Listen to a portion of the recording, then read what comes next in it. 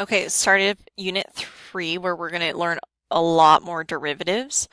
And today the lesson we're going to start with is the product rule. So our goal is to find the derivative of a product of two functions. Rewrite the function f of x equals 2x minus 3 times x squared minus 2x plus 1 as a cubic function. Then find f prime. What does this equation of f prime represent again? Let's answer the question first. So the derivative is the equation for the slope of the tangent line. So we can't forget that. We're going to be, that's like the most important part of AB calculus, equation for the slope of the tangent line. Okay, so we're supposed to multiply this out, which is, we called that a rewrite in the last unit. 2x times x squared, 2x cubed, 2x times negative 2x, and then 2x times 1, and then negative 3 times each of those terms.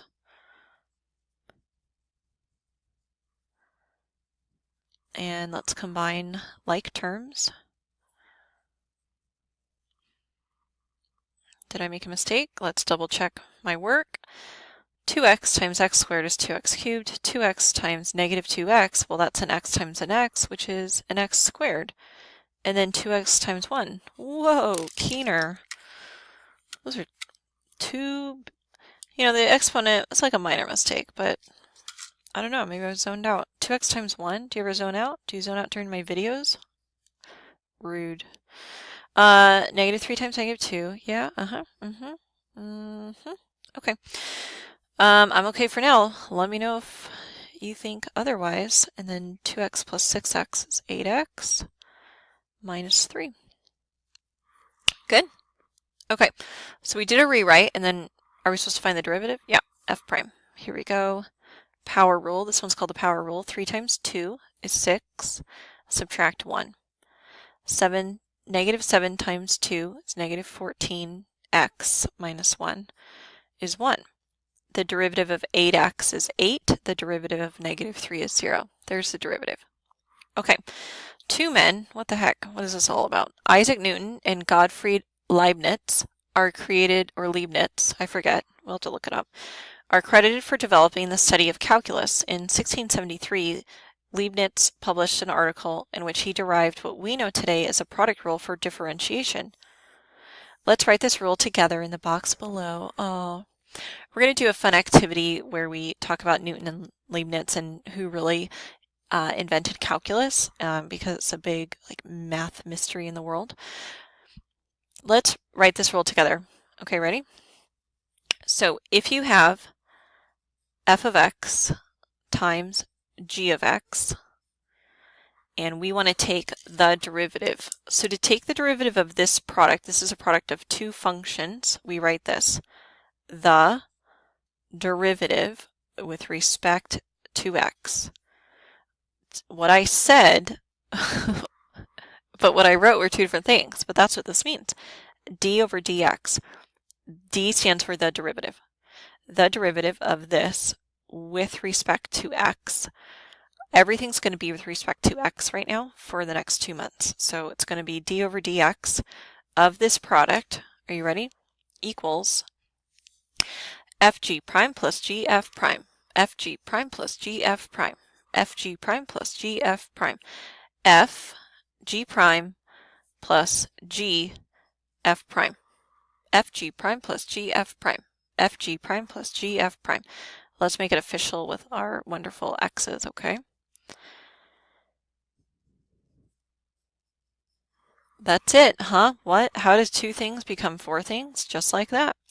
So it's the first function times the derivative of the second plus the second function times the derivative of the first. fg prime plus gf prime, fg prime plus gf prime. Memorization, okay? To show this rule works, let's apply the rule to this function. What? We already took that derivative. Oh yeah, we're going to see if it's the same. So, ready? F prime. F stands for the first. Now that's not touched, so we have 2x minus 3. 2x minus 3. That's the first function. times the derivative of the second function.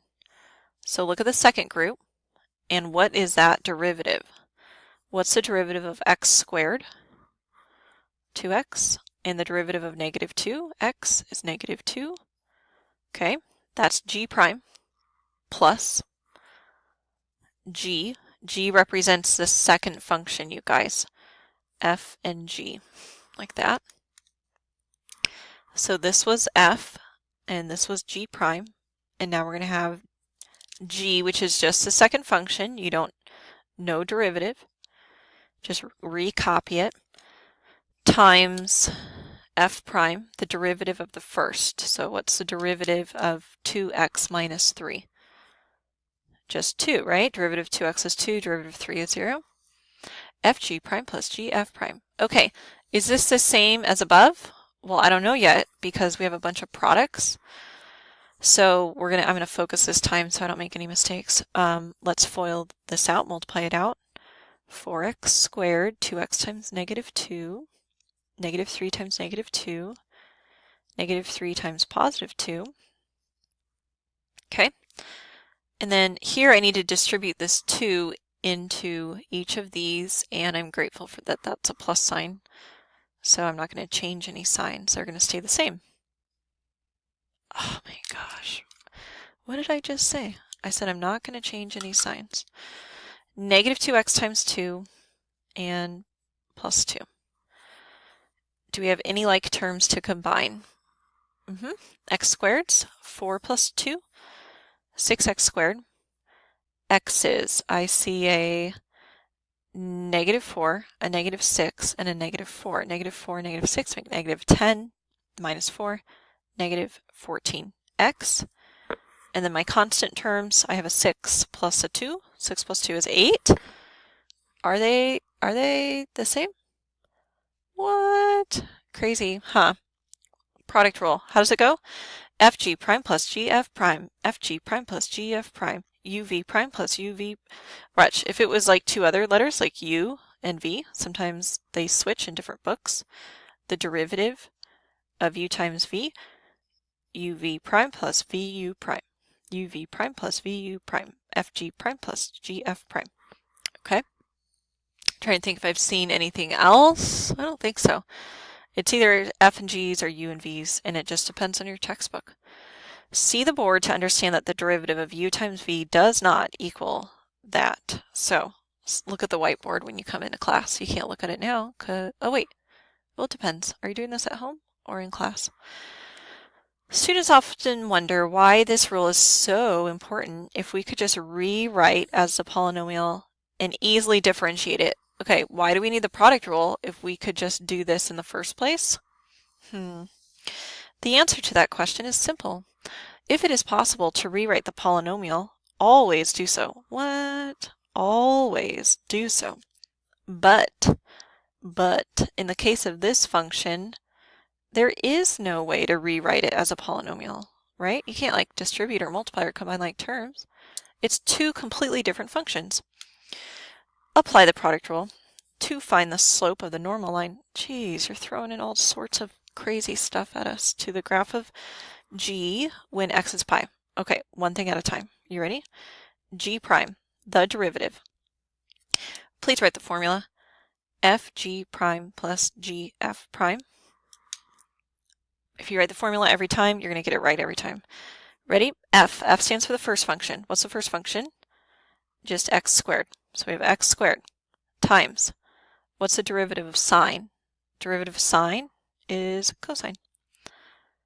Plus g. G means the second function. The second function is sine. Times the derivative of f. F prime, the derivative of the first function. What's the derivative of x squared? 2x. Okay, is there anything to clean up here? No, I think we can leave it like this. Apply the product rule. Check. Find the slope of the normal line. Oh, well, I have to find the slope of the tangent line. So m sub tan is always equal to the derivative with the value plugged in. So I'm going to plug pi into the derivative to get the slope of the tangent line. And we have here pi squared. Can you square pi? I just did. Cosine of pi, wonder what that is, plus the sine of pi, I wonder what that is, times, oh, I'm out of room, so frustrating, times 2 pi. Okay, m tan is equal to pi squared, cosine of pi. Where is pi? Pi is over here. 0, pi, 2 pi. And what's the coordinate point at pi? -1, 0. Cosine is -1, sine is 0, cosine pi squared. Cosine is -1, but the sine is 0. So sorry, 2 pi. You're going away. Okay. Oh, la, la, la, la, la. Come on. Come on. Are you going to adjust? Sorry about that. Here we go. Slowly. There. If that's the slope of the tangent line, what is the slope of the normal line? Opposite, reciprocal. Opposite, reciprocal. Apply the product rule to find the slope of the normal line to the graph. Did we have to find the equation? Nope, just the slope of the normal line. You need to read the question a bunch of times. I think I read it 4 times. And check your work. Look over your work. Okay, turn the packet to page 3, and